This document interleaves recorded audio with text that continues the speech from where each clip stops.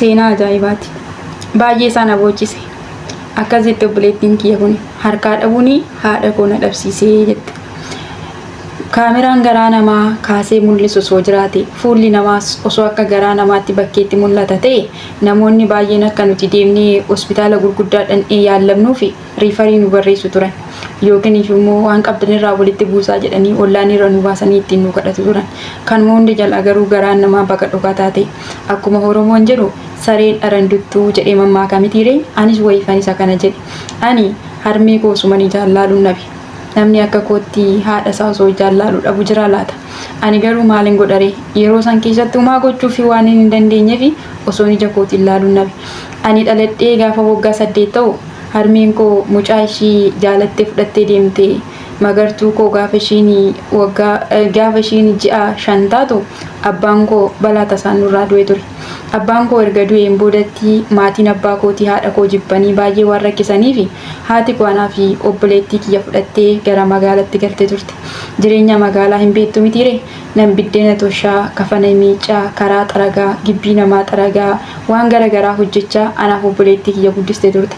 Gaafa ani waggaa 12 guutu obboleettiin kiyya immoo waggaa 5 taatu harmeen koo dhukkuba lipiidikaamii yookiin dhukkuba laphee isa jedhamu saniin qabamte turte. Harmeen koo yeroo nu argitu ija jabaattee dhukkuba ishii dhuffachuu barbaaddi turte.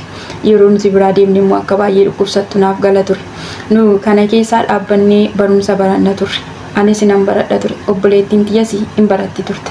Nuti mana kiraa keessa jiraanna. Balbala ishii cufattee guyyaa 2 hojii malee oolte.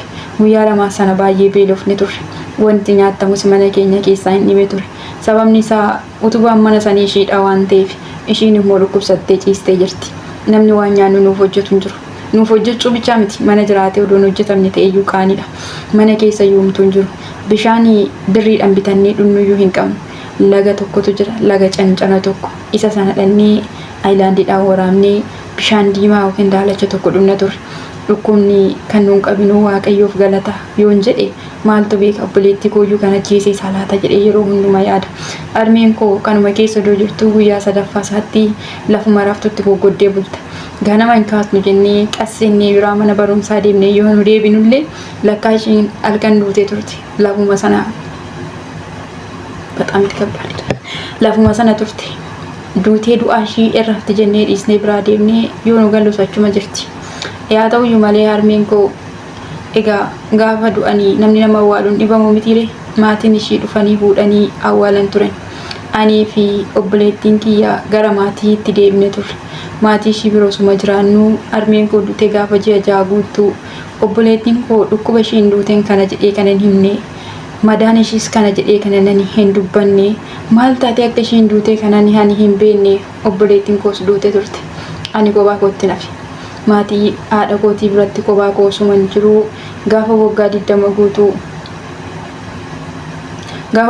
20 guutuu harmee maatii kootii nama tokkoof na kennan. Waaqayyo naa galatu. Ani gaa'ela gaariin qabadhe. Abbaa manaa gaariis waaqayyo naaf kenne. Isa wajjin osuman jiraadhu ijoollee dhiiraa 2 guradhee har'a qabeenya mataa koo qaba. Makiinaa mataa koo, mana mataa koo waan hundisaa qabeenyi koo raafaadha. Garuu qabeenya yoon qabaadhee madaan garaa kootii qoruu hin dandeenye. Yeroo hunduma lafa haati kootii awwaalamte dhaqeen gaafa natti tolesi har'a natti toleera be akkami sitti toleera obboleettiin koo akkami abbaan koos nagaadha isin nagaa keessanii kunoo ayyaanni geera garuu ani kophaa kootii jedhaan yeroo hunduma ayyaannis gaafa dhufe. Yeroo hunduma gizee ayyaannis dhufe dhaqeetiin nan gaafadha. Gaafa natti tolesi dhaqeetiin nan gaafadha. Gaafa natti bades dhaqee rakkoo kootti madda. Hagarraatti lanneen iccitii kootti maddu hiriyaan kiyya dhugaa haadha koo duwwaadha. Biyyeen ishiittaa salphattu. Dhaqee awwaala ishiirra taa'ee yoon dhaqee bu'ee dhossaa garaa kootiitti maddee deebi'e wanti hundumtuu natti salphata ture. Gaafin koo deebii naaf argata ture. Baay'ee isaan gammada. Akka waan ijaan ishee argeetti natti tola ture. Harmee koo gaafan bira deemu abbaa koos obboleettii koos gaafadheen deebi'a. Garuu eenyumtuu madaayyee kanan beeku. Gaafan quufee nyaadhe harmee koo odoo beeloftu duute sana yaadadha. Gaafan narraa hafee namaaf godhu harmee koof qoricha birrii 2 bituu dadhabee ishii duute sana yaadadha. Abbaa koollee wayyaa doon dhukkubsatiin du'e. Kan harmee kootii garuu keessa kootii baduu dide. Obboleettiin koollee tasa deemte. isheen illee hin galte. Harmeen koo garuu odoo ija isheen nu sassattuu maybe nyaatteen jirtu odoo garaa ishee qooqa jiru uffattee dirra isheerraa waan qabdu caamma miila ishee argee osoo hin beekin odoon ishiidhaan dabarsa guyyaa tokko jedhee abdii ishiidhaaf galu odoo waadaa ishiidhaa galu lafa abdii ishii san odoon ka'in deemte. Yaa ta'u ka homaa miti anaaf har'a kunuu naa darbiteerti. Ofii kiyyarraa fi nama baay'eedhaaf hin ta'a. Bara sana abdii kutadhee ofis ajjeesuuf yaalan ture. Garuu yoon du'ee seenaa harmee kootii galmaan akka hin geenye waan natti mul'ateef du'a olee har'a jira. Waan isin jechuu barbaadu. Warri waan hundumarra dhaabbattanii abdii kutattanii abdiin kutatina. Du'attis immoo warri hiriira du'aas immoo warri dhaabbattanii du'aaf hin hiriirina. Gaafa tokko osoo hin beekinii Waaqayyoon dhufee gara isaatti nu fudhata waan ta'eef. Duuni karaa lamatu jira. Yoo ofii kee of ajjeeste gara si'oolii yoo Waaqayyoo si ajjeese immoo gara si'oolii deemta. Biyya lafaa tanarra waggaa xiqqoo tokko jiraatta. Ishii sanitti immoo ofii kee of hin ajjeesin yoo rakkatteyyuu harka namaa ilaalee jiraadhu. Yoo dheebotteyyuu namarraa kadhadhuu dhugi. Guyyaa tokko immoo namaaf akka gootu hin irraanfatin. Biyyi lafaa tuni qixxaa eelee sibiilati. Fuula jalaas fuula gubbaas qabdi waan ta'eef har'a yoo sitti bade boru sitti tola. Har'a yoo sitti tole immoo boru sitti bada. Gaafa sitti tole akka malee gammaddee Waaqaaf nama hin wallaalin. Gaafa sitti bades immoo gadditee jireenyarraa abdii hin kutatin. Waan hundumaafuu guyyaan jira jedhiitii of amansiisi. Anuu kunoo madaa kana baadhee nan jiraadha miti. Garuu mee warri madaa akkanaa qabdan akkamittiin akkan keessaa ba'u akkamittiinis immoo garaa koof abdii akkana ni fayyisu natti hima. Koomentii jalatti yaada keessan naa barreessaa. Aniin immoo seeneetti nan dubbisa. Lafni dhaloota kootii yeroodhaaf yaatu. Ammaaf garuu kanan jiraadhu magaalaa Hoolotaati. Baay'een isin jaaladha, baay'een isin kabaja. Yaada keessan koomentii jalatti naa barreessaa. Warri akka kootti abdii kutattanii yoo jiraattan immoo aayizoo guyyaan jira isiniin jechuu jaaladha. Isin immoo mi'anaan immoo akkamitti akkanas keessaa ba'u lafa awwaala haadha kootii dhaqu akkamittiin akkanniisu madaa haadha kootii fi obboleettiif abbaa kootii yaadachuu akkamittiin niisu mee natti himaa. Gooftaan isin haa eebbisu. Baay'een isin jaaladha isiniin jette obboleettiin kun. Baay'ee imooshina na godhee seenaa nama baay'ee dubbiseera. Kitaabota seenaa baay'ees nan dubbisa. Ani garuu kan akka barreeffama obboleettii kanaa garaa koo naraas hin jiru. Baay'ee isaarra deddeebi'ee dubbisee baay'ee isaan bu'aa ture. Sababni isaa haadha dhabuu jechuun baxaamti kabbaadidha. Ayyaanni yoo dhufe hunduma isaa haati koo na bukkee hin jirtu obboleessa obboleettii bukkeedhaan qabu jechuun baay'ee isaa ulfaata. Baay'ee isaas immoo nama gaddisiisa.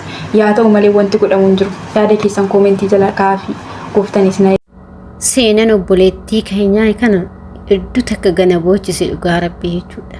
Waan baay'ee garaa nama nyaatu. Ayi du'atana ijoollee dhugaa Waaqayyoo jechuudha. Kun nyaatee bula kun agabuu bula osoo uffatanii osoo nyaatanii quufni nama meeqatu addunyaa kanarra jira. Garuu nuti gaafa nyaannee quufni jennu waan baay'ee dagan. Dhugaa ijoollee barnoota irraan argattu yaada dhugaa Waaqayyoo jechuudha. Viidiyoo kanarraa barnoota hin argattu yaada. Garuu abdiin kutina waanuma hundumaafiyyuu waan ta'e hundumaafiyyuu abdiin kutina obboloota koo. Abdii kutuuni lubbuu nama dhabsiisa. Dhugaa Waaqayyoo jechuudha. Amma obboleettiin keenya nama 3 dhabde. Haadha isheen dhabde, abbaa isheen dhabde, obboleettii isheen dhabde. Garuu of ajjeeseettis yaaltee turte. Garuu immoo Waaqayyo ishee ooltee jira. Obboleettii koo Waaqayyoon obsa siif haa kennu. Akkuma obsa amma sii kennetti obsa sii haa kennu. Waa hunduma isaayyuu obsii dabarsii. Ammallee obsii dabarsiisin jedhaan gara kootiin jajjabaadhu Waaqayyo si haa jabeessu. Duuti waanuma jiruudha. Garuu yeroo malee fi bakka maleetti akka maleetti du'uutu garaa nama nyaata. Namni ilmi namaa dhalatee kan hin duune hin jiru. Waan baay'ee garaa nama nyaata. Haadha ishii osoo uffattee nafaan qabaatin osoo nyaattee garaan qabaatin ayyaa biyyee tana.